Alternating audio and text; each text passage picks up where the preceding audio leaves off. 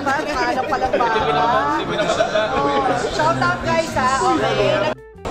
Yeah, so guys, one of the best things about being at events like this is meeting your friends you haven't quite seen in person yet. I'm friends with like a dozen people on social media, and these are people whom I haven't even met. And one of the absolute best people here is Lawrence. He's the guy behind It's So Good PH. Lawrence, my man, yes. Nice to finally meet you. He does cartoons. He has a cartoon of me, which I absolutely love, which my wife absolutely loves. My daughter loves it.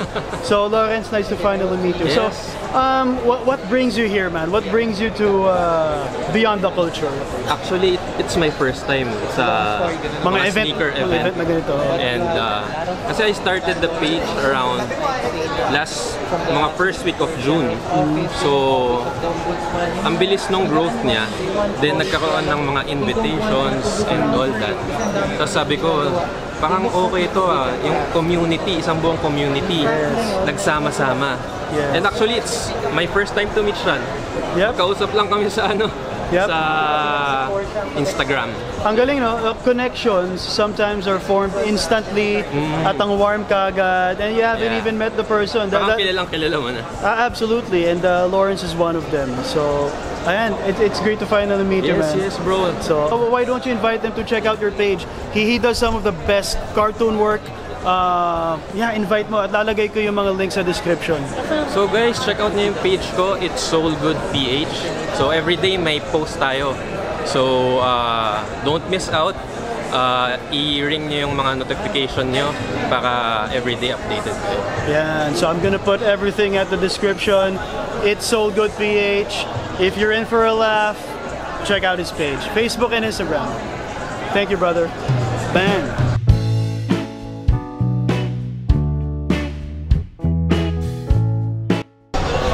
Oh yeah, so sweet surprise dito sa event. I've done a few videos with her. Magaling to, idol ko to eh. And I'm so happy to have seen her.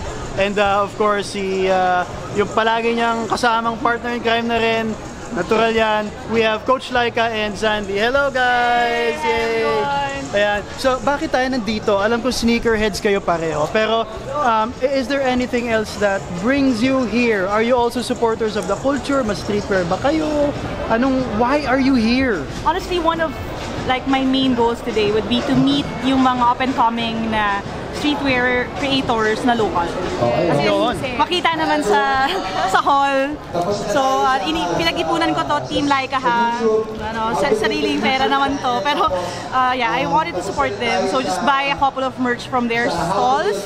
Kasi we need to support local talaga. Tapos, itong hip-hop culture, the beauty of it is, ina-adapt siya sa bawat culture din. So, may Filipino hip-hop that we need to fight for and we need to support. So, yeah, kaya nakalep din si Zandy na.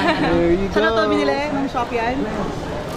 I forgot na. Sinuot ka agad, shumapping galore na. Yes, this is from Collective Drop. Yung kanyang bucket hat. So again, as much as possible, I mean, we love the big name brands, pero if you could, go and buy from a local creator kasi they need it.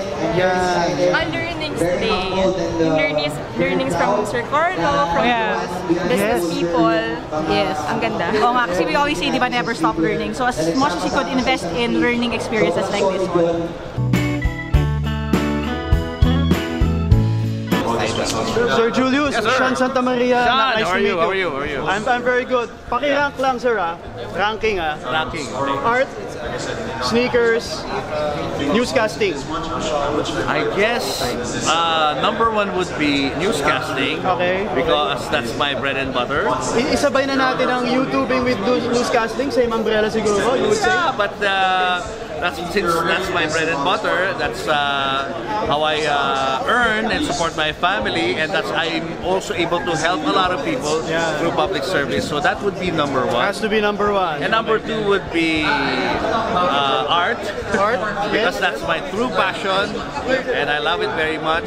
I think it's my core to be into the arts, an artist by heart. I follow you on IG, sir. Grabe yung collection mo. Grabe. And third would be sneakers, because it's something that I also like doing, and it's something new for me, considering na I'm able to do vlogs through YouTube talking about sneakers and reaching a new group of audience. Yeah, and sir, newscasting, art, and sneakers intertwined, no? More or less, but I can do sneakers when I do the newscast, so yun lang. Yes. Yun lang hindi pwede. Yeah. So anyway, Sir Julius, thank you so much.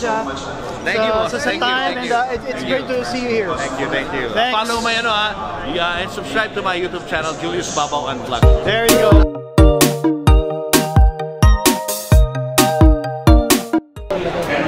Jonathan! Kamusta bro? So ang sabi ko sa inyo guys, one of the benefits, one of the greatest things, tabi tayo dito. Yeah, well, one of the best things about events like this is meeting your friends. Ito si Jonathan, long time tropa to eh. Anong favorite thing mo so far dito? Nakita ko yung panel talks. Dami ko natutunan. Swak na swak, no? Yes. Sino favorite mong speaker? Si Carlo. Carlo. Pwede naman, medyo napilitan pa. Carlo, syempre, tropa yan. Did you stay for the streetwear discussion? No. I'm not that into it. I'm more on the sneakers. Yeah. So pareho, not that it wasn't interesting, pero hindi natin think masyado, no? Ayan. Umiikot ka, mukhang mag-shopping ka. Probably. Meron na ba? wala pa. Ito, may kasalanan si Jonathan. Naka Nike. Jordan 1. Nag-away ba kayo ni Adidas? Hindi naman. Favorite color ko kasi yung orange. Ayan. SBB. Nice. So far, ito yung pinakamura kasi. Kasi pag bibilin mo yung version 1, mahal. Yes. Mids yan, di ba? Mids, So I got it for 7,000 pesos. And I'm with one of the guys whom I say is one of my idols na rin. He's been a pillar. Guys, meet Antonio Aguirre. What up, guys? Mr. Soul Slam. Nice to finally meet you, sir. Likewise. Yeah. Oh, let's do word association. I'm gonna throw him a word, and he's gonna give me the first thing that comes to mind. Okay. Okay. First word. Fila. Love. Love, ayan. Second word, it's right in front of me, it's screaming, no? Supreme, but we're gonna do this. Super expensive hype stuff. Ano masasabi mo sa super expensive hype stuff? A lot of money involved, like so much money involved. Definitely. Yeah, a lot of money that goes around in those circles, ano? Yeah. It just balloons. It just keeps on ballooning, like from the store to the reseller to the consumer, and then back to the secondary market. It just goes over and over again. Ganda. We could go on and on. Right. It's a debate. It's a great discussion, worthy of a full podcast or an episode. But we're not gonna do that here. Final question, siguro. Final word association. Beyond the culture. What do you think of the event so far? Well, it's more than just sneakers and streetwear. It's about building new friendships, camaraderie. You know, a lot of people met through events like this, like in Soul Slam and like the Sneaker Expo. So many people met in these events, and they approach me and tell me that, you know, I met my business partner, or you know, my partner in this type of show or whatever through your event. And so it just, the goal here for this size event is for you to network and meet a lot of new people, and you know, meet new friends, you know, acquaintances, you know, because what matters is the people that you meet, not the things that you buy. Yes. But you know, the friendships that is truly built out of it. Beautiful. Events, may makulit na langaw eh. I know, I saw. So events like this, I would say, is these are it's a culmination of what we love eh. Right. Intertwined, ano?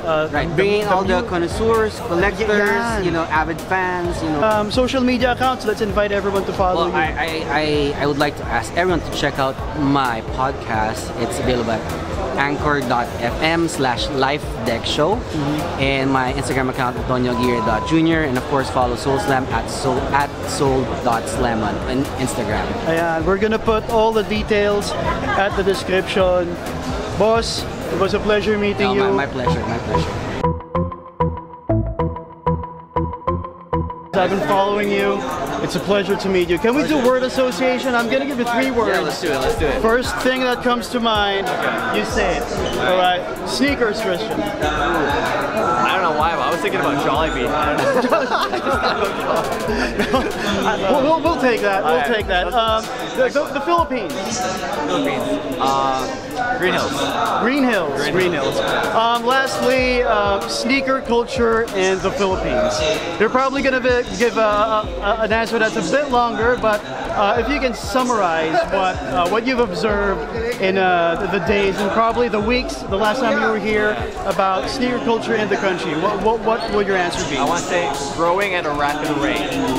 It's like Toronto was many years ago, 4 or 5 years ago. There's a lot of love for it. There just needs to be more stores, more retailers, more opportunities to buy. But yeah, it's growing, it's booming. Is it a race to begin with?